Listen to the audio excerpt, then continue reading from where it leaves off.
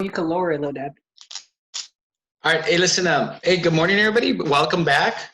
We have Maximus with an attendance today, and today we're actually going to cover something. Let me share with you. It's something in regards to. Oh, there it is. It's in regards to population and data.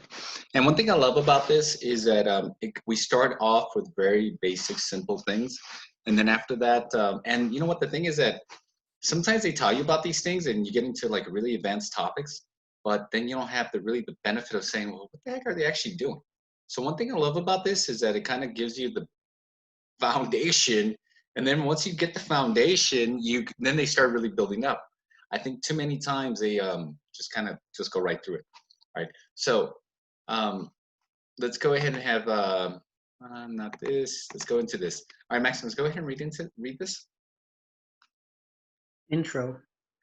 In medical, business, sports science, and other fields, important discussions are based on statistical information drawn from examples. A sample is a substance of a population. The Y section of samples often determine the success of those who use the information. It's possible that one sample is more reliable to predict the electrons, Election. Yeah. election or justify a new medical procedure. Other samples are simply not reliable. Some conclusions based on statistical samples are little more than guesses, and some are reckless conclusions in the life or death matter. In many cases, it's all come down to whenever the sample select is genuinely random. Yeah. So in this case, the idea here is that now, Maximus, do you know why you take a sample? Yeah, to test it. To see well, I know, but why a sample? Like, what is the I know you're testing it, but why not the whole thing? Oh, so you don't because samples are like ragdoll. Samples is like a little piece of it. Now, let me give you an example. Recently, I painted the walls of my house, right?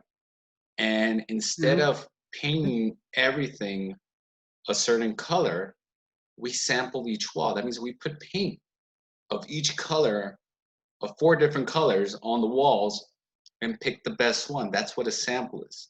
Because how hard would it have been to paint, Maximus, how hard would it have been to paint all the walls one color to see if you like it? It'd be time consuming. It'd be very time consuming? What about expensive? Would it be expensive? Yeah, some sort. Yeah, because you got to buy a bunch of paint, right? And then not only that, what about costly? Definitely costly. Yeah, because you got to buy the paint, pay for the labor, do it. So imagine that with people. Yeah, I mean, it takes time to get people's opinions or even find out how they did in certain things. So just like you sample a wall with paint, same goes true with everything else. So it would be very costly to do this. Now, they talked about life and death matters in here. And that's true because, see, the thing is that sometimes if you're taking a sample, can you manipulate it in the way you want it to look like? And the answer is yes, you could, because yeah, especially since you're taking a sample, you could say, oh, well, all these samples say this. And since it's a small piece, and it could be a very tiny thing, that you could go ahead and skew it. Remember we talked about misleading? Now, and let me give you an example. How many, and there's some people still in this room, or if you talk to their parents or wherever it may be, you'll come to discover that sometimes you'll hear think about, especially like with the idea of vaccines, there'll be people that will still argue to this day, okay, over a study that was made in regards to vaccines years ago. And we're talking about, like, they said that vaccines cause autism. And guess how many parents, because of that study, didn't vaccinate their kids? Millions. Yeah, millions. There was millions of people, and there's people that still live in fear today in regards to vaccines because of the false thing. You know, there was a doctor out in England that made this study, and then they found out that they put this guy in prison because they said, you know what, you so much affected so many people in regards to this idea that it's false, that now you know, they basically said you just went ahead and took the data and just like almost frauded it all, you know, like a bunch of just like, just so you could go ahead and be on the spotlight, you know, just so you could go ahead and be in the, and so that is the reason why it's so important that it's an actual correct study if you're doing samples, you know, because if you Yes. take a sample, okay, and this is where it's important about percentages and how the sample is taken, because, okay, so a sample, you agree with me, is only a portion, right? Not the whole thing. Like the we're saying about painting the walls, right? Now imagine that the Hmm. sample is very small. Like let's say that out of 300 million people, I say, oh yeah, I took a sample of 300 million people, but I only took one person. Now think about what is one divided by 300 million. It'd be like, and we're talking about like the U.S. population, which is close to I think 400 now. Imagine I just took one, and I say, yeah, Yeah, the this percent, sample will be is the saying so percent and so, and you'd be like, hey, but that's not really a good representation, you know? It's not a good, and I think you for many reasons why not reliable. you, yeah, you will know why, right? So that's part of the idea why this is so important. But now let's go into the idea now, the one we're talking about and how it's done. So now go ahead and read this next. New concepts. A static is a number. Did I say that right? Now, a statistic. A statistic is a number used to summarize, describe, or represent something about a sample drawn from a larger population. A statistic allows you to make predictions about that population. Samples that represent a population can prove variable, valuable information about that population. In research, it may be impractical to gather information about an entire population because of the time, money, availability, privacy, and many other issues. In that case, representation sampling may prove researchers with an effective way to Efficient. gather information and make In decisions. it, if you In want, in addition, addition, I'll read this. In addition, the need for sampling can be representative and may also produce reliable measures. In general, estimates of population based on data from large samples are more reliable than estimates from small samples. The validity of inferences made from population depends greatly on the amount of bias or lack of neutrality in sample procedures. And this is really what it's saying is that kind of like a summarization of everything we talked about, how it could be costly, privacy, all these things.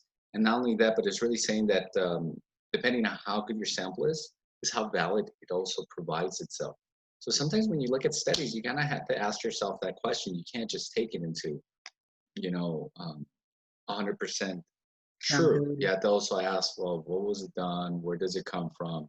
Show me some of these things, because then you could find out, oh, is this something that's good or something that's false? You know, just like, all right, good. All right, Maximus, go ahead and read this. Population versus samples. Definition: a population data set contains all members of a specific group. The entire list of possible data values. Example: the population may be all people living in the U.S. Definition: a sample data set contains a part or a substance of a population. The size of a sample is always less than the size of the population from which it is taken. Example: the sample may be some people living in the U.S.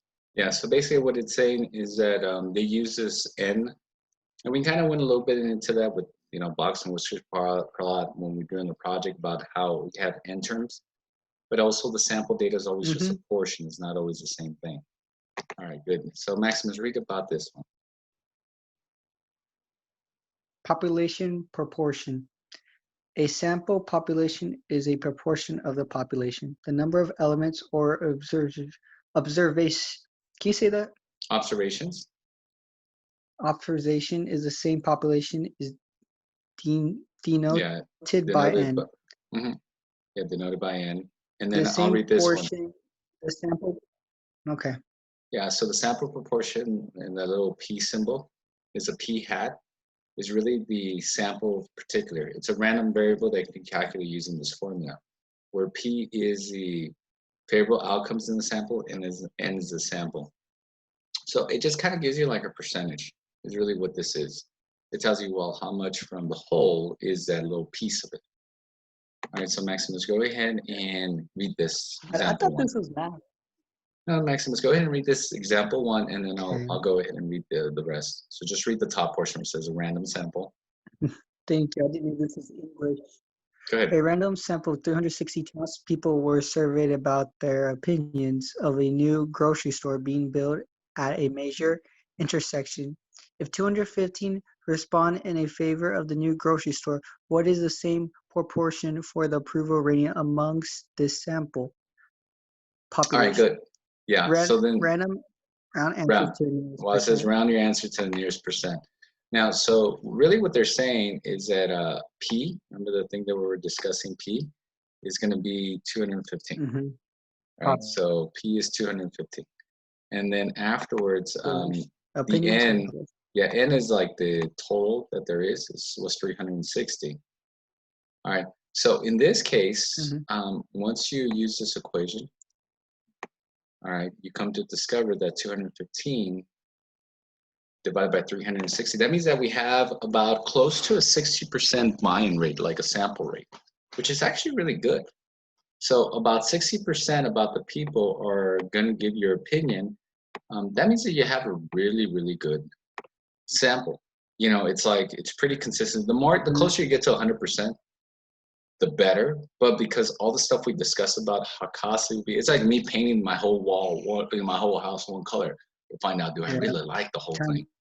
You know, where instead you could get the idea just by one portion or one wall or something like that, instead of doing the whole thing. So that's the same idea there.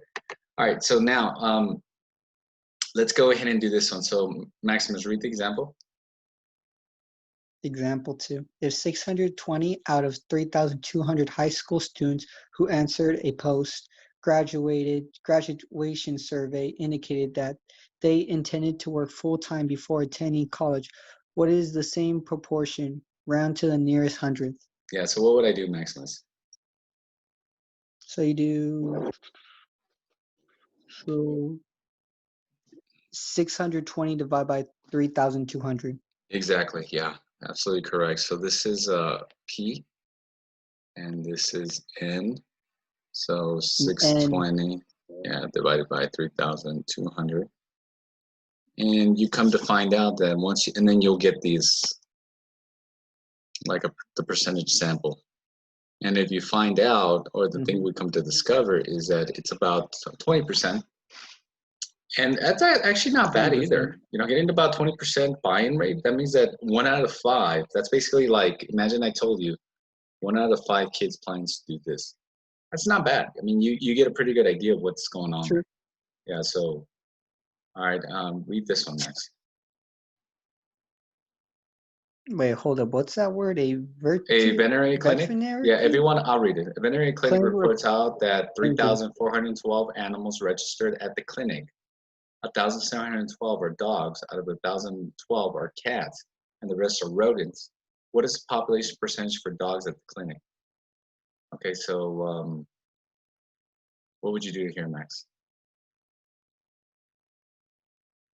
Well, it's a clinic for animals, and cats and dogs are animals, so I'll probably add that up. No, what is the population percentage for dogs? Oh, just for the dog? Yeah, just for the dogs. Oh, okay, I was not paying attention, my bad. Okay, yeah, for the dogs, I'll just divide 1,712 divided by 3,412. Yeah, so that's what should be here, exactly. So in this case, about 50% is dogs, of that population in that clinic. So that's good. All right, so let's see. This one, they want the population mean. Now keep in mind, so you see all this data right here? It says Stephen was assigned a project in the stats class to determine the mean of the high students at Madison. And since he cannot measure the height of all like 5,000 students, he took 20 students. Now, first of all, if you think about the population size, 20 out of 5,400, that's pretty tiny. First, but I mean, yeah, That's especially a that lazy big. sample. Yeah, so that's a pretty low sample. But if you're going to take the mean, remember the mean, add them all up and divide by that number. So let's see what they came up with the mean. So out of, in this case, okay, so they found out the mean, they added them all together. And you can see that here. So add them all together, divide by the number. And so they found out that the mean is 65.8 inches. Now, when you look at the sample, let's see, well, they picked out of that 20 students, like how many students were 6 feet or higher. And let me move this so we can see on the screen. You see how this says 4 out of 20? So just out of, they did like a sample out of the sample. So when the sample they took was out of the total, right? But then after that, they found out that 4 out of 20 is, so 20% is what they went ahead and used out of that. They're going to be 6 feet or taller, right? And that's it. All right, so hey, thank you everybody for joining us today. Maximus, thank you. And everybody say bye. You're welcome. See you guys.